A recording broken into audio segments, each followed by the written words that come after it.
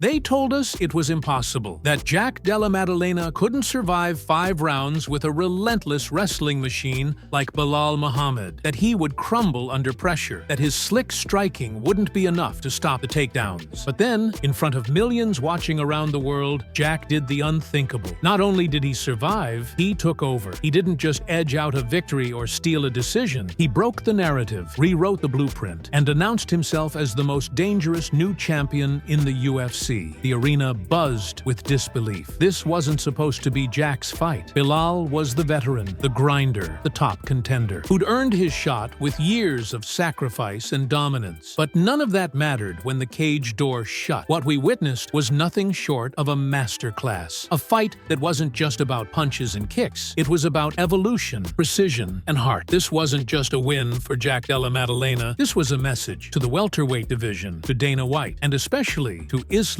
Makhachev. Because now, the question isn't, can Jack hang with the best? The question is, can the best hang with Jack? And what we're about to break down proves that this performance was more than a victory. It was a warning, one that no one saw coming. Let's unpack how Jack dismantled Belal Muhammad, and why the Islam Makhachev fight might be even more dangerous than anyone realizes. For years, Jack Della Maddalena had a reputation. He was a talented striker. Yes, dangerous in the pocket, absolutely, but predictable? That was the knock. Analysts pegged him as a forward-moving brawler with clean boxing but limited footwork. A guy who hunted finishes but didn't adjust well to pressure. And for someone like Belal Muhammad, known for relentless forward motion and suffocating takedowns, that was supposed to be the golden ticket. But when the fight started, it was Jack who looked like the smarter fighter. Jack who looked like the veteran. From the opening bell, he showed something we hadn't seen before. Full body control, movement, fluid footwork, calculated angles. Gone was the plotting boxer of his early UFC run. In his place, a tactical striker who moved with purpose, circling, out of danger, cutting angles, feinting, and reacting in real time. At times, he danced just outside Belal's range. Other times, he stood his ground with uncanny confidence. But the key difference was his ability to mix both. He wasn't just walking Belal down, he was setting traps, inviting pressure, then escaping before Belal could commit. He jabbed with odd rhythm. He ducked low after every punch. And when Belal thought he was finally close enough to shoot, Jack was already gone. This wasn't luck, it was evolution. A fighter who had taken his weaknesses and turned them into weapons. Jack Della Maddalena didn't come into this fight hoping to win. He came in knowing he could. And in just one round, it became clear. This wasn't the same Jack. This was a new version. Sharper, smarter, and far more dangerous than anyone expected. Belal Muhammad came into this fight with a plan, or so we thought. The MMA community expected what Belal usually does. Grind opponents down, drown them with pace, chain wrestle until the other man breaks. But this time, something shifted. Whether it was ego, overconfidence, or a desire to prove something, Belal decided he was going to stand and strike with Jack. And for 2 whole rounds, he stuck to that plan. The result? A disaster. Jack's movement made Belal hesitate. Every time Belal stepped forward, Jack gave him something to think about. A jab, a feint, a level change. Jack controlled the rhythm of the fight without ever needing to rush. And Belal, known for smothering opponents, found himself reacting instead of dictating. The most telling moment came between rounds. After round 3, Belal returned to his corner and admitted something shocking. Jack was too slippery, too hard to pin down, too good at escaping. In that moment, you could see it, the shift, the realization that Belal's plan wasn't working, and worse, that it might be too late to adjust. He finally started shooting in the 4th, but Jack was ready. Stuffed takedowns, framed off, slipped out of clinches, and even when Belal did, managed to get in deep on a double leg, Jack scrambled like his life depended on it, refusing to give an inch. The irony? Belal warned everyone before the fight that he didn't need to wrestle, that he could beat Jack on the feet. But when the moment came to test that theory, Jack made him pay for every second he believed it. This wasn't just a tactical error. It was a fatal misread of who Jack had become. Jack's striking has always been sharp, but at UFC 315, it became surgical. This wasn't just a boxer looking for a big shot. This was a technician at work, operating with surgical precision. Every move, every step, every twitch of the shoulder, it all meant something. He used feints like weapons. His jab came in different speeds, different rhythms, sometimes fast, sometimes slow, sometimes followed by a duck that baited Belal into throwing. He'd dip after each jab, not just to defend, but to trick Belal into into thinking a takedown was coming, then punish him with a straight down the pipe. One of the most brilliant sequences, Jack reaching with his lead hand, pulling it back, then reaching again, just to keep Belal's eyes stuck. Then,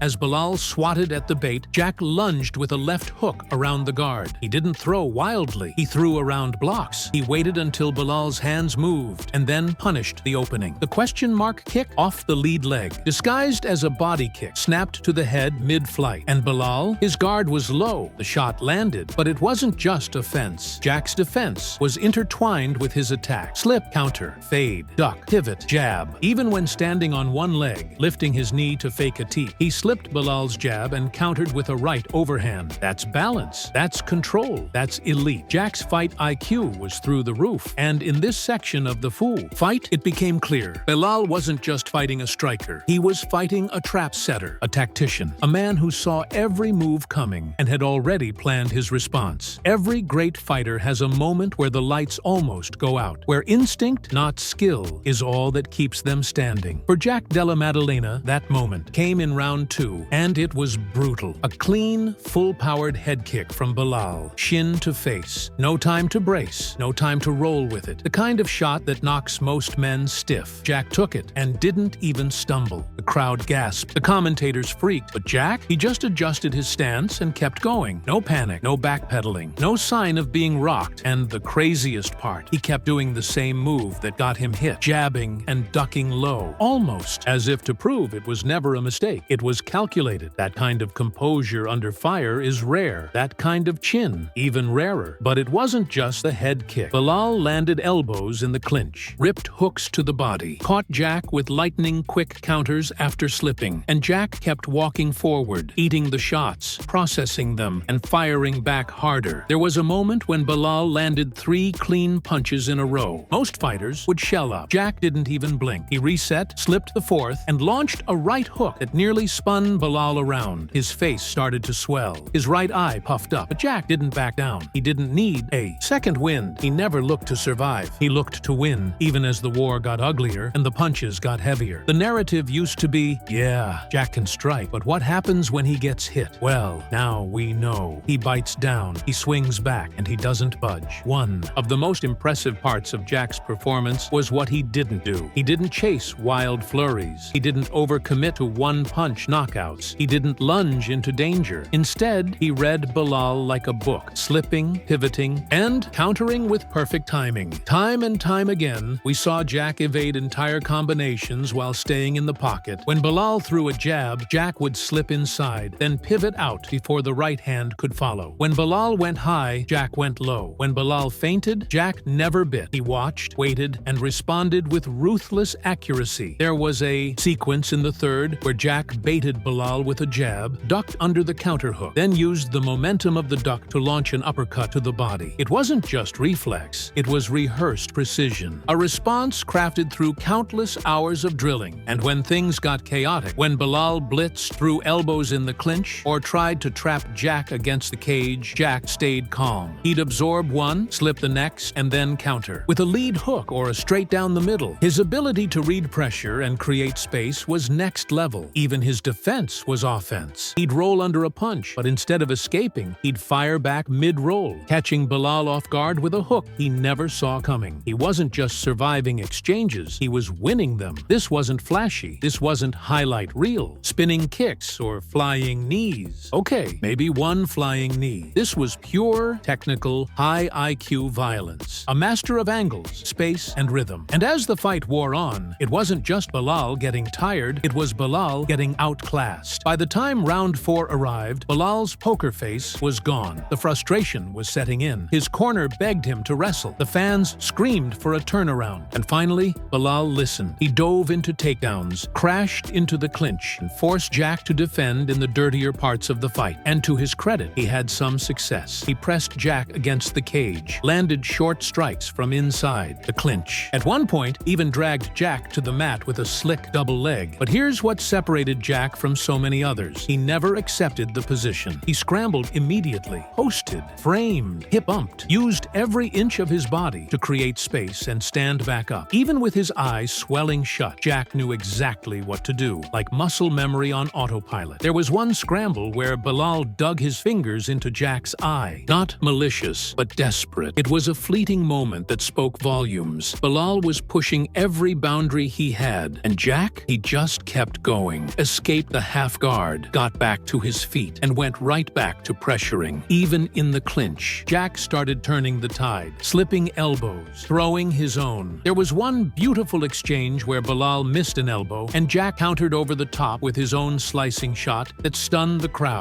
It was clear now. This wasn't Belal taking over. This was Belal trying to survive the inevitable, and the more he pressed, the more dangerous Jack became. Now, the conversation has shifted. We're no longer asking how Jack Della Maddalena stacks up with the rest of the welterweights. We're looking up the ladder, and at the very top sits Islam Makhachev. Islam's been untouchable, a relentless grappler, champion of 2 weight classes, a man who's made legends look ordinary. But what Jack just did at UFC 315, that changed everything, because Jack didn't just beat Belal, he neutralized him. He turned one of the best pressure wrestlers in the game into a hesitant striker. He escaped takedowns, he won scrambles, he absorbed the biggest shots, and fired back with precision and violence. And if Jack can do that to Belal, then Islam has a real problem on his hands. Let's compare. Jack has the size. He's bigger than Islam, stronger in the clinch, harder to take down, and unlike many of Islam's past opponents, he doesn't freeze under pressure. He thrives in it. Jack has cardio. He went 5 hard rounds throwing power strikes the entire way. He didn't gas, didn't slow. That's a nightmare for a grinder like Islam, and most of all, Jack has the composure, the patience, the eyes to see danger coming, and the guts to walk straight into the fire anyway. If Islam thought Ilia Topuria was a challenge, wait until he meets Jack. This isn't just a title defense, it's a collision course. UFC 315 didn't just crown a new champion, it birthed a new era. Jack Della Maddalena went from underdog to undeniable, from overlooked to feared, and now he's no longer fighting for respect, he's fighting for legacy. Belal Muhammad gave him everything, took him to the brink, hit him with the kitchen sink, and still Jack rose above it. He fought smarter, harder, cleaner. He showed us that you don't need to be loud to be lethal. You just need to be better. And when you're as good as Jack Della Maddalena was that night, the world takes notice. So now we wait for Islam, for the title defense, for the war we never saw coming, but now can't stop thinking about. And when that cage door closes, one question will hang in the air. Is Islam Makhachev ready for Jack? Because Jack Della Maddalena is ready for everything.